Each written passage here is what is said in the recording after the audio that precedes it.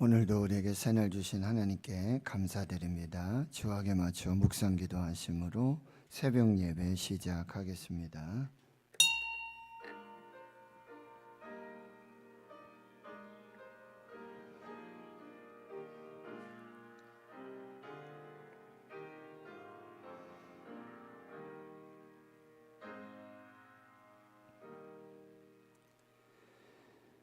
하나님 감사합니다. 오늘도 새날 주시고 새 생명 주심 감사합니다.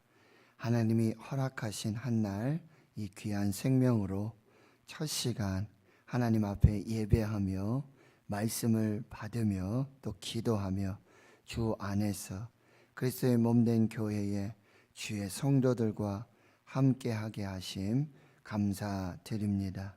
오늘 또 하늘문을 열어 주시옵시고 하나님의 영광을 살며 하나님의 뜻을 이루며 말씀 붙들고 믿음으로 나아가는 복된 주의 성도들이 되게 하여 주시옵소서. 하나님 예정하신 선택하고자 하시는 일꾼들을 세우고자 합니다. 그리스도의 일꾼, 하나님의 비밀을 맡은 청지기들, 충성된 종들, 착한 종들 하나님 앞에 세워서 교회와 또 주의 성도들이 함께 기뻐하고 즐거워하고 주의 일 감당할 수 있는 거룩한 역사로 함께하여 주시옵소서. 사랑하는 우리 다음 세대 주의 자녀들을 축복하여 주시옵시고 꿈과 비전을 가지고 믿음으로 하나님 나라를 세워나갈 수 있는 축복의 자녀들이 되게 하옵소서. 또 많은 고난과 또 환난 중에 육체의 질병 중에 아픔 중에 있는 사랑하는 주의 성도들 우리 환우들 주님 치료하여 주시옵시고 강건케 해 주시옵소서. 성도들의 가정, 기업, 일터, 사업, 직장들을 평강의 평강으로 인도해 주시옵소서. 오늘도 산에 올라가 기도하기 원합니다. 주님 거룩한 감동과 또 하나님 순종하여서 하나님 앞에 믿음으로 나아가는 주의 백성들을 세워 주시옵소서. 모든 것에 감사드리옵고 예수님의 이름으로 기도하옵나이다. 아멘. 사도신경으로 신앙 고백하십니다. 나는 전능하신 아버지 하나님 천지의 창조주를 믿습니다.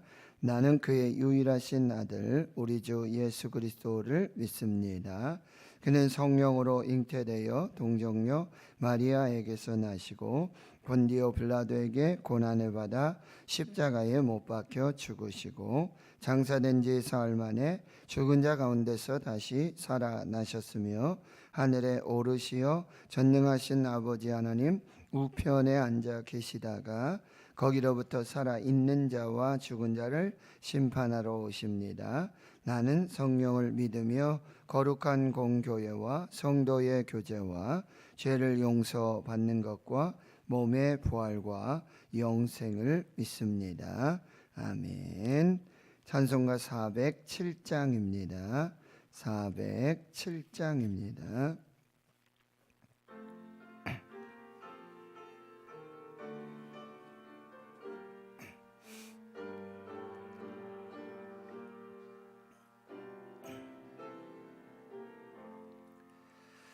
구주와 함께 나 죽었으니 구주와 함께 나 살았도다. 영광의 그날에 이르도록 언제나 주만 바라봅니다. 언제나 주는 날 사랑하사 언제나 새 생명 주시나니 영광의 그날에 이르도록 언제나 주만 바라봅니다. 맘속에 시험을 받을 때와 무거운 근심이 있을 때에 주께서 그때도 같이 하사 언제나 나를 도와주시네. 언제나 주는 날 사랑하사 언제나 새 생명 주시나니 영광의 그날에 이르도록 언제나 주만 바라봅니다. 뼈 아픈 눈물을 흘릴 때와 쓰라린 마음으로 단식할 때 주께서 그때도 같이 하사 언제나 나를 생각하시네.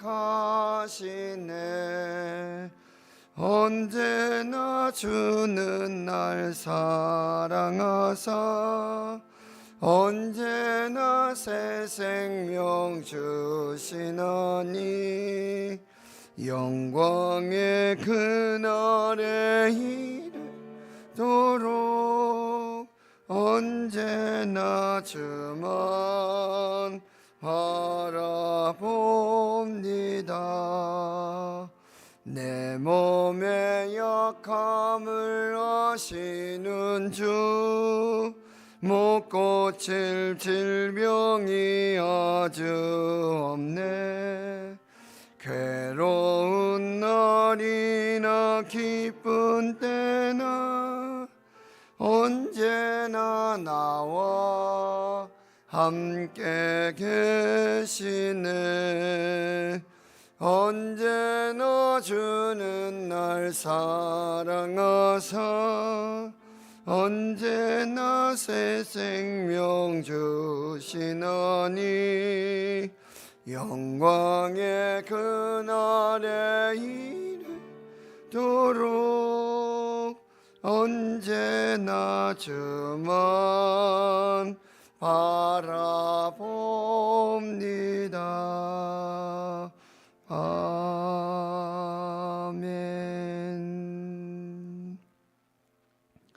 하나님의 말씀은 신약성경 고린도전서 4장 9절에서 21절까지 말씀입니다. 신약성경 267페이지 고린도전서 4장 9절에서 21절까지 말씀 함께 봉독합니다. 시작. 내가 생각하건대 하나님이 사도인 우리를 죽이기로 작정된 자 같이 끄트머리에 두셨음에 우리는 세계 곧 천사와 사람에게 구경거리가 되었노라. 우리는 그리스도 때문에 어리석으나 너희는 그리스도 안에서 지혜롭고 우리는 약하나 너희는 강하고 너희는 존귀하나 우리는 비천하여 바로 이 시각까지 우리가 줄이고 목마르며 헐벗고 매 맞으며 정처가 없고 또 수고하여 친히 손으로 일을 하며 모욕을 당한즉 축복하고 박해를 받은즉 참고 비방을 받은즉 권면하니 우리가 지금까지 세상의 더러운 것과 만물의 찌꺼기 같이 되었도다. 내가 너희를 부끄럽게 하려고 이것을 쓰는 것이 아니라 오직 너희를 내 사랑하는 자녀같이 권하려 하는 것이라. 그리스도 안에서 1만 스승이 있으되 아버지는 많지 아니하니 그리스도 예수 안에서 내가 복음으로써 너희를 낳았음이라. 그러므로 내가 너희에게 권하노니 너희는 나를 본받는 자가 되라. 이로 말미암아 내가 주 안에서 내 사랑하고 신실한 아들 디모데를 너에게 보내었으니 그가 너희로 하여금 그리스도 예수 안에서 나의 행사 곧 내가 각 교회에서 가르치는 것을 생각나게 하리라. 어떤 이들은 내가 너희에게 나아가지 아니할 것 같이 스스로 교만하여졌으나 주께서 허락하시면 내가 너희에게 속히 나아가서 교만한 자들의 말이 아니라 오직 그 능력을 알아보겠으니 하나님의 나라는 말에 있지 아니하고 오직 능력에 있음이라. 너희가 무엇을 원하느냐? 내가 매를 가지고 너희에게 나아가랴. 사랑과 온유한 마음으로 나아가랴. 아멘. 예수 그리스도를 본받는 자가 되라. 사도 바울은 오늘 이렇게 권면하고 있습니다. 먼저 오늘 9절에서 13절까지 보면 하나님의 사도, 우리 즉 바울과 또 디모데와 이런 동역자들, 하나님의 사도의 삶은 어떤 삶이었는가를 이제 바울이 말해주고 있습니다. 이 삶은 곧 예수 그리스도를 본받는 삶이라고 말씀하고 있는 거예요. 예수 그리스도를 본받는 삶을 살아라라고 말하고 있어요. 그런데 어제 본문 7절에서 8절에 보면 이들은 이미 배부르고 이미 풍성하고 이제 왕노릇하는, 이제 교회에 가서 신앙생활하고, 이 고린도 교인들은 가난한 사람들이 많았는데 아무튼 교회에 가고 신앙생활하고 예수를 믿으면서 배가 부르고 더 풍성하며 경제적으로도 또 사회적으로도 굉장히 부유하고 또 안정된 그런 삶을 살게 됐어요. 그런데 그들은 교만해서 마치 왕처럼 그렇게 풍족하고 부유하고 그냥 그것이 정말 그리스도를 믿는 삶, 예수 그리스도를 따라가는 삶의 전부인 양 그렇게 생활하고 있었다라고 하는 거예요. 그런데 오늘 9절에서 내가 생각하건대 하나님이 사도인 우리, 그럼 하나님의 사도, 즉 예수 그리스도를 믿는 사람들의 삶은 어떠한가 라고 말해주고 있는데, 사도 바울은 두 가지를 말하고 있어요. 우리를 죽이기로 작정된 자와 같이 끄트머리에 두셨다. 이거는 당시 여러분 말씀을 통해서 여러분 많이 들어보셨지만, 로마 시대에 로마에서 전쟁을 합니다. 그러면 많은 속국들을 이제 가지게 되고 그 백성들을 포로로, 그다음에 전리품이라든지 그렇게 해서 로마로 개선을 하게 돼요. 그러면 개선 장군이 말을 타고 이제 입성하고 그 뒤에 전리품들, 노예들, 뭐 왕족들도 있을 거고요. 그 나라 백성들도 있을 것이고, 그렇게 묶여가지고 로마로 가게 되는데, 그 끝은 뭐냐? 그렇게 포로로 잡혀온 사람들은 그 개선이 끝나면은 다 죽입니다. 그런 지금 형상을 지금 말씀에 비유해서 말하고 있는 거예요. 하나님이 너희들은 그렇게 가난하고 또 경제적으로 어렵고 힘든 그런 사람이었지만, 이제 하나님의 교회에 나가고 예수를 믿고 하나님의 은혜로 풍족하고 부유하고 안정된 그런 삶을 살았는데, 교만해서 너희들은 그거를 가지고 마치 왕노릇하면서 그렇게 살고 있는데, 그리스도를 본받는 삶은 그런 삶이 아니라는 거죠. 그리스도를 본받는 삶은 마치 하나님의 사도인 우리를 그렇게 끄트머리에 두신 것 같고, 그 다음에 두 번째는 뭐냐면은 우리는 세계와 곧 천사와 사람에게 구경거리가 됐다. 구경거리, 끄트머리 선자, 그리고 구경거리라고 하는데, 이 구경거리는 여러분 당시 이 로마의 원형 경기장이 있잖아요. 원형 경기장, 거기 전차 경주를 하고, 또 혹은 뭐예요? 이 그리스도를 믿는 사람들을 잡아가지고 거기 맹수하고 싸우게 만들잖아요. 사자하고 뭐 호랑이하고, 그 맹수들과 싸우게 하고 거기 있는 많은 사람들이 뭐하죠? 구경합니다. 구경. 그런데 마치 하나님의 사도인 우리들을 그런 고난과 환난 중에 있게 하고 너희들 마치 구경하는 사람들처럼. 로마의 개선, 그 다음에 원형 경기장의 경기. 그래서 끄트머리에 두고 구경거리가 됐다라고 말하고 있는 거예요. 그런데 이 삶은 10절에서 우리는 여기 보세요. 그리스도 때문에 어리석습니다. 예수 그리스도로 말미암아 마치 어리석은 자처럼. 고린도전서 1장 18절에 말씀하셨잖아요. 십자가의 도가, 십자가의 복음이, 십자가의 메시지가 멸망당하는 자들에게는 어리석은 것이지만 하나님의 구원을 받는 우리에게는 하나님의 능력이라고 말씀하셨어요. 근데 세상 사람들이 보면 이거 지금 하나님의 사도라는 사람들이 끄트머리에 서 있고 마치 구경거리가 되어 있는 것 같고, 근데 너희들이 보기에는 우리는 그리스도 안에서 어리석은 자와 같은 거죠. 어리석은 자와 같이 그렇게 살고 있고, 그런데 너희는 그리스도 때문에 그리스도 안에서 지혜롭게 됐다는 거죠. 그리고 우리는 그리스도 안에 때문에 약하게 됐고, 너희는 그리스도 안에서 강하게 되고, 너희는 그리스도 안에서 존귀하나 우리는 그리스도 때문에 약하게 됐다. 그러면 이제 11절에 말하고 있어요. 바로 이 시각까지 우리가 줄이고 목마르며 헐벗고 매맞으며 정처가 없고 또 수고하여 친히 손으로 일을 하며 모욕을 당한 즉 축복하고 박해를 받은 즉 참고 비방을 받은 즉 권면하며 우리가 지금 세상의 더러운 것과 만물의 찌꺼기 같이 됐다. 지금 사도 바울이 고난을 지금 얘기해 주고 있다. 그러면 지금 고린도 교회 성도들에게 그리스도를 본받는 삶을 살아라, 그리스도를 본받는 자가 되라. 그 삶은 뭐냐? 너희들 부유하고 배부르다고 고면해서 왕처럼 행세하는 그런 교만한 삶을 버리고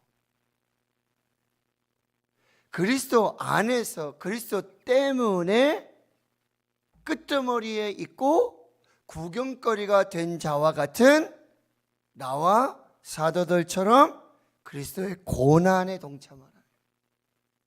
이게 그리스도를 본받는 삶이라고 말하고 있어요. 그리스도의 삶은 예수 그리스도의 제자가 되는 것이고, 그 제자는 뭐라 그러죠? 아무든지 나를 따라오려거든 자기를 부인하고 자기 십자가를 지고 나를 따르는 그리스도의 제자가 바로 그리스도의 이 삶을 본받는 자라고 말하고 있다는 거예요. 우리 예수 믿으면 그냥 다 잘 되고 무조건 행복하고 무조건 형통하고 아무 고난도 없고 그게 복받은 인생이고 예수 믿으면 그게 복이고, 그게 아니라는 거죠. 예수 그리스도 안에서 예수 그리스도 때문에 그리스도와 같이 고난받는 삶, 이것이 그리스도를 닮아가는 제자의 삶이라는 거예요. 일부러 고난당할 필요는 없겠죠. 그러나 그리스도 안에서 그리스도 때문에 때로는 고난을 당하고 어리석은 자로, 미련한 자로, 약한 자로 박해를 받고 천대를 받는 그런 삶을 살 수 있다라고 하는 것이죠. 그러나 그것은 곧 예수 그리스도의 고난에 동참하고 그 고난에 동참한 십자가의 죽음으로 예수 그리스도의 부활의 그 영광에 참여하게 된다라고 하는 것이죠.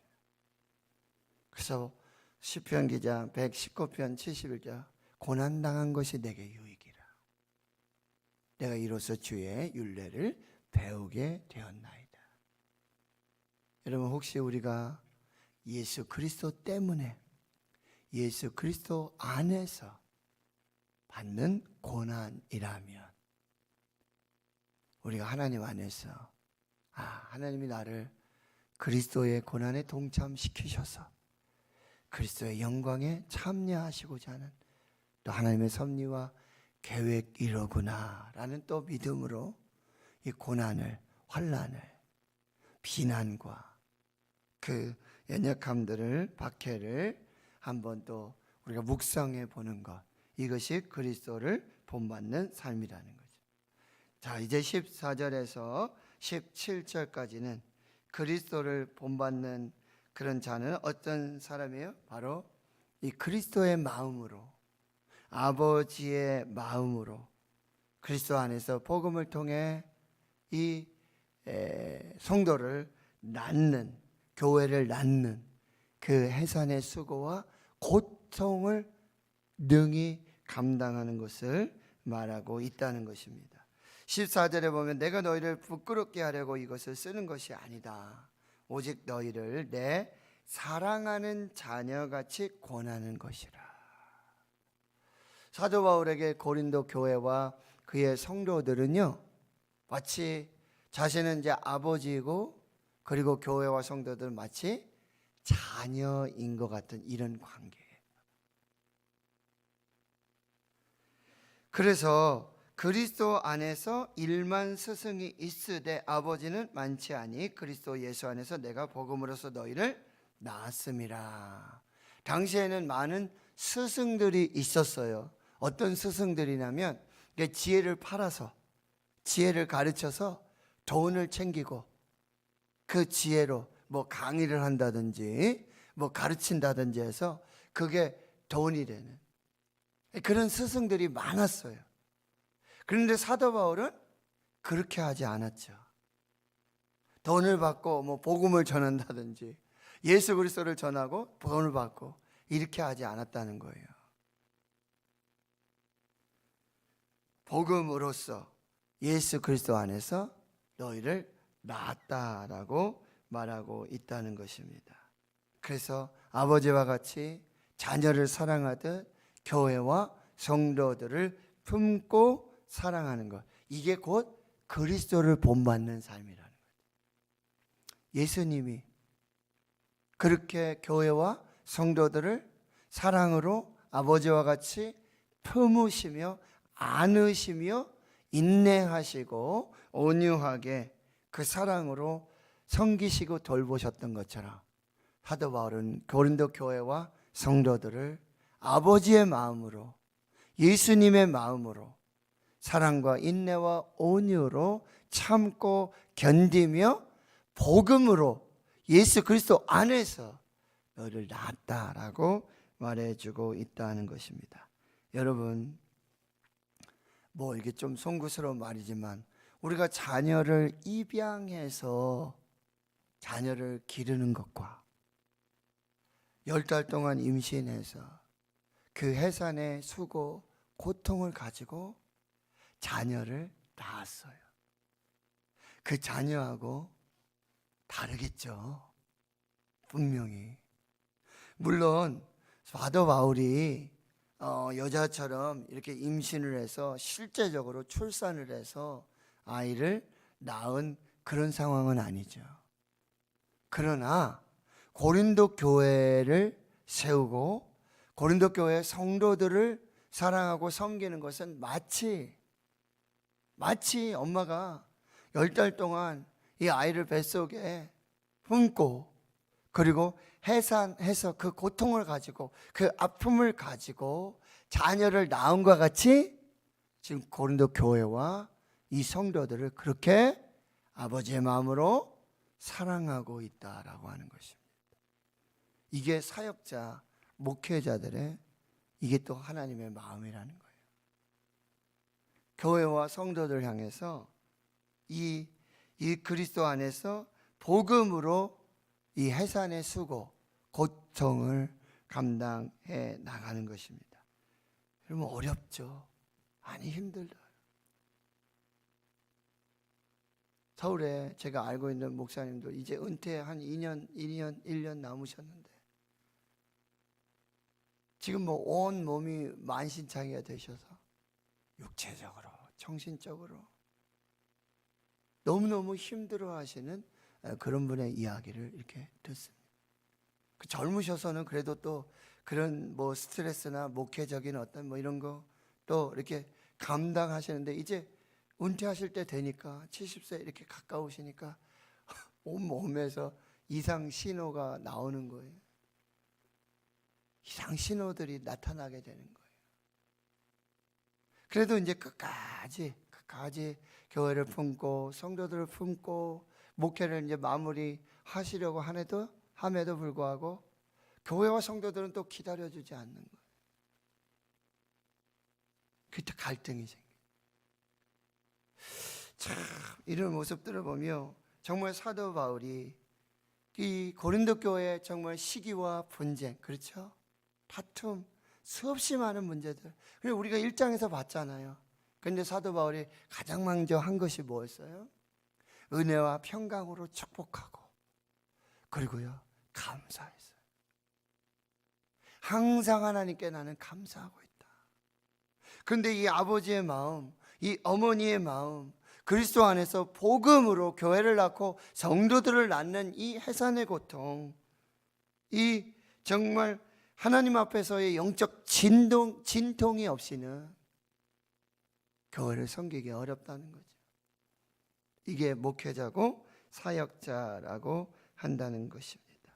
그래서 16절에 다시 말하는 거예요. 그러므로 내가 너에게 권하노니 너희는 나를 본받는 자가 되라.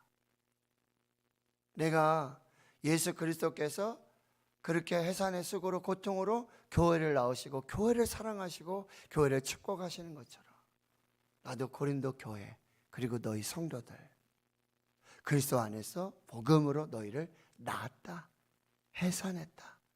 그렇게 해산한 교회와 성도들을 그냥 버릴 수 없잖아요. 아버지 엄마가 자녀를 낳고는 나 힘들다고, 나 어렵다고, 이 자녀들이 속썩인다고, 말 안 듣는다고 그냥 내치고 버릴 수 없잖아요. 너 오늘부터 내 자식 아니다. 안 되죠. 더 아프죠. 이게 바로 사역자고 이게 하나님의 사도, 목회자, 이런 마음들이라는 걸 우리가 한번 또 기억해야 한다라고 하는 것입니다. 그래서 17절 이하에 보면 이제 사도 바울이 또 어떤 대안을 제시하는가 보세요. 이로 말미암아 내가 주 안에서 내 사랑하고 신실한 아들 디모데를 너에게 보내었으니. 지금 이 편지는 3차 전도 여행 때 에베소에 있으면서 지금 고린도 교회에서로부터 오는 여러분 다양한 문제들, 시기와 분쟁의 문제, 우상의 제물 문제, 결혼 문제, 또 헌금 문제, 또 은사적인 문제, 부활의 문제, 막 다양한 문제를 이제 들려오는 이야기들 들으면서 이제 편지를 썼던 거거든요.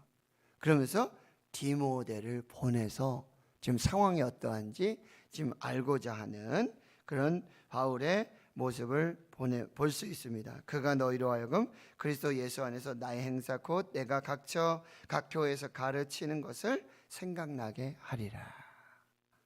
그리고요 18절에 어떤 이들은 내가 너희에게 나아가지 아니할 것 같이 스스로 교만하여 졌으나. 사도 바울은 또 말뿐이겠지 뭐. 온다고 하면서 오지 않겠지. 뭐 이런 말들을 하면서 교만하게 그렇게 말하고 있다는 것이죠. 그런데 오직 능력을 알아보겠다. 여기 중요한 말씀이 있어요. 20절 하나님의 나라는 말에 있지 아니하고 오직 능력에 있습니다. 말, 로고스에 있지 않고 능력, 디나미즘, 다이너마이트. 복음은 능력입니다. 하나님의 나라는 능력입니다. 말이 아니에요. 말로 세워지는 게 아니고 말로 이루어지는 것이 아니라 오직 복음은 우리가 말씀드렸잖아요. 십자가의 도가 멸망하는 자들의 미련한 것이고 하나님을 믿는 우리들, 부르심을 받은 자들, 택한 자들에게는 하나님의 능력이라고 그랬어요. 그러니까 여러분 삶을 통해서 이 복음이 이제 뭐요? 드러나야 한다는 거죠. 삶을 보면 알아요. 삶을 보면 알아요. 그 삶의 열매를 보면 알아요. 말로 신앙생활하는 사람이 있고, 교회 나가야죠. 제가 이거 하겠습니다. 이거 헌신하겠습니다. 이거 섬기겠습니다. 이거 드리겠습니다. 말로만 섬기고 봉사하는 사람이 있어요. 그러나 말 없이 누가 말하지 않아도 몸으로, 행함으로, 삶으로 그 복음을 살아내는, 이게 바로 그리스도를 본받는 삶이 된다라고. 자, 오늘 세 가지 말씀드립니다. 그리스도를 본받는 자. 여기 16절에 내가 너에게 권하노니 너희는 나를 본받는 자가 되라. 그게 사도 바울을 본받는 자가 되라는 게 아니에요. 여러분 조금 뒤로 가면 11장 1절 말씀을 한번 보세요. 11장 1절 말씀을 보면 이렇게 말씀하고 있죠. 내가 그리스도를 본받는 자가 된 것 같이 너희는 나를 본받는 자가 되라. 그렇죠? 11장 1절에 나를 본받는 자가 되라. 그러면 바울을 본받아라, 그게 아니죠. 그 앞에 그걸 잘 보세요. 내가 그리스도를 본받는 자가 된 것 같이, 본받은 자가 된 것 같이 나를 본받아라. 그러면 뭐요? 그리스도를 본받으라는 얘기. 그리스도를 본받는 삶은 교만해져 가지고 왕노릇하면서 그렇게 사는 인생이 아니라 그리스도의 고난에 동참하는, 마치 끄트머리 같은 인생, 구경거리 같은 인생, 그리스도 때문에 세상에 더러운 것이 되고 만물의 찌꺼기 같은 인생을 산다 할지라도 그리스도의 고난에 동참하는, 그리스도를 본받는 삶이 되고 아버지의 마음으로 그리스도 안에서 복음으로 교회를 품고 사랑하고 해산의 수고를 감당해내는 그리스도를 본받는 삶이 되어야 하고요. 말만 앞세우는 말뿐인 신앙이 아니라 진정한 삶의 변화, 이 복음의 능력을 살아내는 삶, 그 삶이 바로 그리스도를 본받는 삶이 되어야 한다라고 하는 것입니다. 오늘 이 말씀들을 마음에 새기면서 하나님 안에서 그리스도를 본받는 귀한 복된 삶을 사시기를 주의 이름으로 축원합니다. 하나님 감사합니다. 예수 그리스도를 따르고 예수 그리스도를 본받는 제자의 삶을 산다고 하지만 교만함으로 왕노릇하고 주인 노릇하며 하나님 그리스도의 고난을 무시하고 예수 그리스도의 십자가를 주님 멸시하는, 모욕하는 그런 삶이 되지 않도록 하나님 도와주시고, 그리스도 때문에 그리스도 안에서 끄트머리 같고 구경거리가 되고 세상의 더러운 것과 만물이 찌꺼기 같은 인생이라 할지라도 그리스도의 제자로 자기를 부인하고 자기 십자가를 지고 예수를 따르는 그리스도의 제자를 그리스도를 본받는 삶이 되게 하여 주시옵소서. 하나님, 교회에 그 교회를 품고 성도들을 품는다는 것은 주님 너무나 아프고 힘이 듭니다. 마치 아버지가 어미가 그 자녀를 해산의 수고로 주님 그 영적인 진통을 가지고 그리스도 안에서 복음으로 자녀를 낳는 것 같은 그 아픔입니다. 그 고통입니다. 그럼에도 불구하고 아비의 마음으로 사랑으로 품고 인내하고 온유하며 교회와 성도들을 섬기는 삶, 이것이 그리스도를 본받는 삶이요, 말뿐인 신앙이 아니라 하나님 삶으로 행함으로 이 복음의 능력을 살아내는 저희들 모두가 되게 하옵소서. 이제는 우리 구주 예수 그리스도의 은혜와 하나님 아버지의 무한하신 사랑하심과 성령의 내주 교통 충만하심이 이제로부터 영원토록 함께 하시옵기를 간절히 축원하옵나이다. 아멘. 오늘 말씀, 그리스도를 본받는 자,